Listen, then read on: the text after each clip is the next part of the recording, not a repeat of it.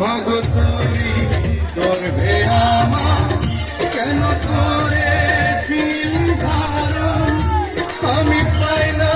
তোহাই খুঁজে এই বেঁচে থাকার কারণ মাগো তোরি করবে আমার কেন করেছিলি ধারণ আমি পাই না তোহাই খুঁজে এই বেঁচে থাকার কারণ আমি সকল পরীক্ষাতে